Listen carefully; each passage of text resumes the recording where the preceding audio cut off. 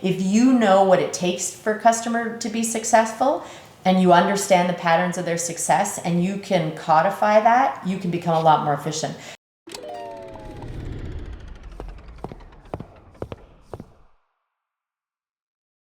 Hello, welcome to the Like-Minded podcast. Today we have a very special guest, Puhm, who is a leader in customer success and the founder of DesiredPath.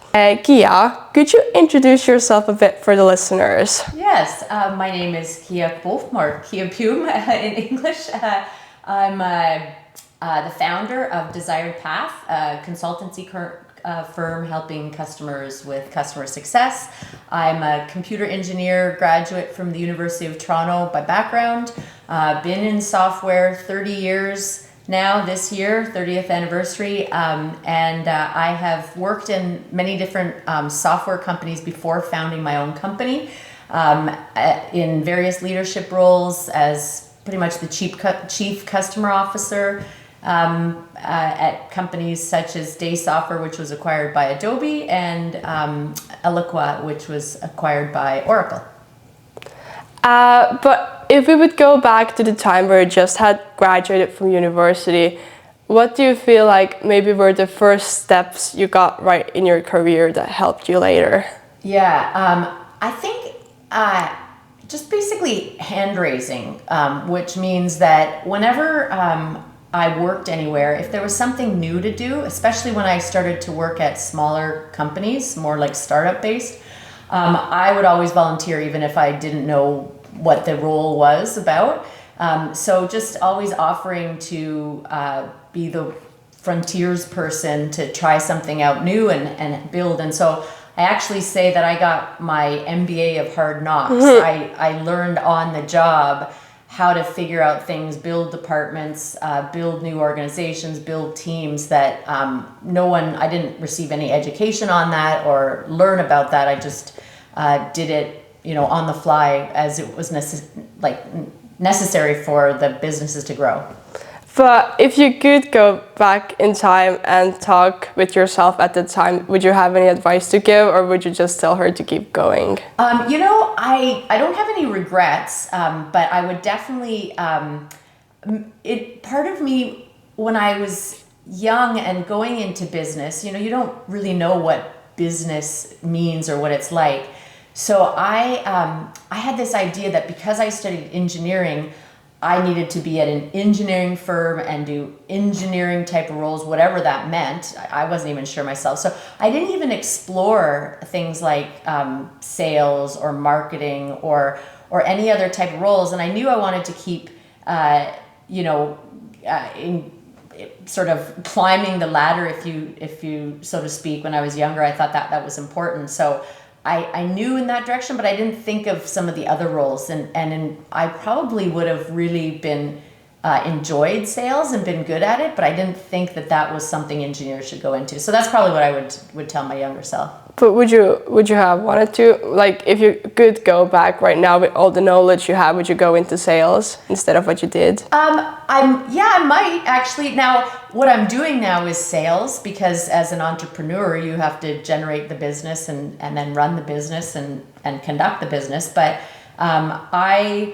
it's something definitely I would have explored, especially, it was a lot of exciting times going on in the early 2000s, etc., in the software business. So there would have been a lot of opportunities to do some interesting things. But I don't regret it. Where I went is where I've come to today. So I'm pretty happy with where I've landed in my career. But what was the moment when you decided to say goodbye to your other executive roles and go do your own business? Yeah, so I wanted to start a business. Like when I was little and my sister wanted to play with Barbie dolls, I played business. I would pretend like I was, running a store or whatever, and have out of paper little money and stuff. So I think it was in me to want to do that. Even in the neighborhood, I started like door to door, my sister and I, and with some little friends, like we draw pictures, etc. Went door to door. and sold them? Sold them. My mother didn't know this until I was an adult, and then she was so horrified when she found out. But so I had this little entrepreneur spirit, and I loved it. When I graduated, I wanted to start my own company, but in those days, believe it or not, that was in 95, the internet was just forming. There wasn't, the thought of starting a business, what I learned was that you had to go to like a reference library and do a lot of research and create some huge monolithic business plan. And it just seemed so like a black box to me, an unknown. And I didn't feel like I would know how to go about creating a business on my own. Now it's so much easier. So I didn't do it when I graduated. And I had done in engineering at U of T, there was a 16-month co-op program. So I did between second and third year, had some experience. And so that company hired me. It was IBM and then became Celestica. They hired me right away. So I had a job in hand. So it was easy to go back to what I knew, etc. And so I just started that, but maybe that's also why I hand raised everywhere, because it was sort of like I was running a little business within a business. I was doing something new and something that wasn't tried, and I enjoyed that. So I just naturally gravitated to it. I think when I had all the experience that I did, the other thing is the SaaS, software as a service business, didn't exist when I started. Companies, enterprise software was you sold software to large companies and then you helped them implement it and deploy it.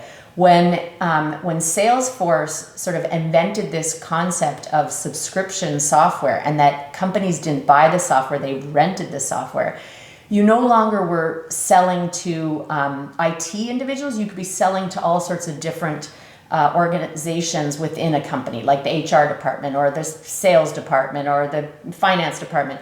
So now all of a sudden you were changing how you were dealing with your customer. You weren't teaching them how to technically install the software and run it like an IT department. You were now teaching people how to leverage software to be better at business people. And so that changed. That's where the birth of this customer success in software started. And so it was new. When I was living in Switzerland, and the CEO asked me to become the VP of customer satisfaction, and said, Kia, if we do this, we'll be one of the first in the world. And I thought he was just being like, an encouraging CEO trying to pump me up.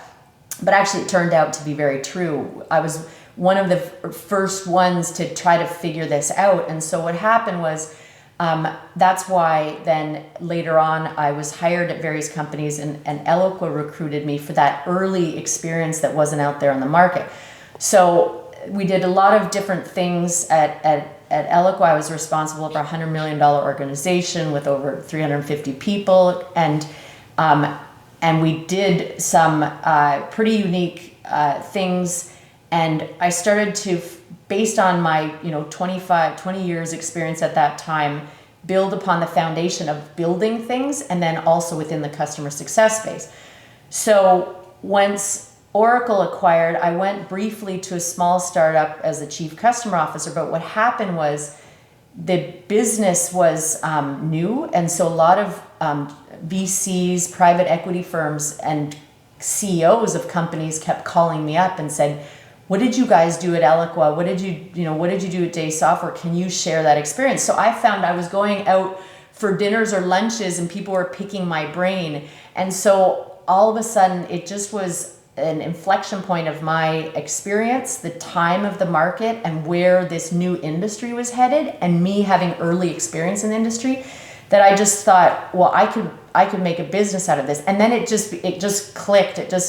It made sense, and I could actually see how I could run a business. Before, I didn't know necessarily what I would create or what type of business, but now with the experience that I had and being able, and the context and the networks I had, it was just made sense for me then to start this business. And so that's sort of how I made that leap and left executive. It was sort of an organic path along that way. So a little bit of a longer answer, but trying to give you the context of the kind of the meandering kind of organic path that led me there. But the beginning, would you say you were confident, or there was some part of you afraid that this might fail?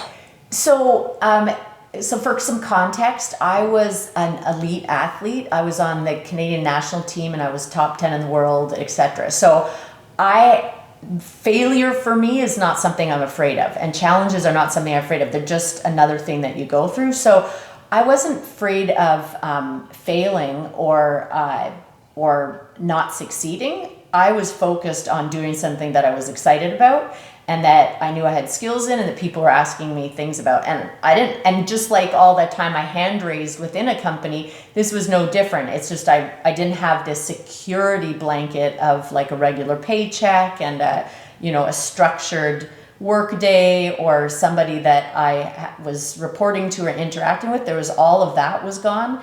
But still building something from scratch and trying something out was all very similar. And my personality to go ahead and just try something and not worrying about failure is innate in me. That's a personality trait. So yeah, I wasn't, I was curious to how it would go, and I was wondering how I might gain customers because I'd never done sales. Well, I had done sales. I mean, when I ran an organization that large, but I hadn't done my own sales of my own services. So, there was, will this work, etc. But the other thing is I also admittedly, I started later in my career and I had the financial backing for myself. I was sort of self-funded and able to, withstand any financial knocks that it would take. So that also took the pressure off that I was able to embark on this journey with what I felt was not a lot of risk. But what were the early days of your company like compared to what it looks like today? Or did you see it going in the direction that it went? I did see it in the direction that it's gone in is very familiar, so it's not like there's any surprises there. I think in the early days it was more about the biggest sort of aha moment was that when we just have as humans sort of natural structures that are man-made, that we believe we sort of subliminally rely on these structures to sort of organize our day or give us comfort or feel like we're supported. But actually when you take those structures away, they're just, and what I could say very specifically is, for instance, when you're working at a company, you've got the regular paycheck, you've got a structure of a hierarchy in the organization, you've got 9 to 5 or much more usually at an executive level of hours, etc. But there's all these things, and I'd go to conferences because I had the chief customer officer title, or I was working for a certain company. People would come up to me and talk to me, and obviously just to network because they thought they needed to talk to me. And when I was on my own, now all of a sudden people are like, who's Kia and who's DesiredPath? And then all of a sudden people weren't around talking to you. So that is the type of stuff in the early days that is like, I was so important before and now I'm the same person and I'm different. So the reaction that people have to,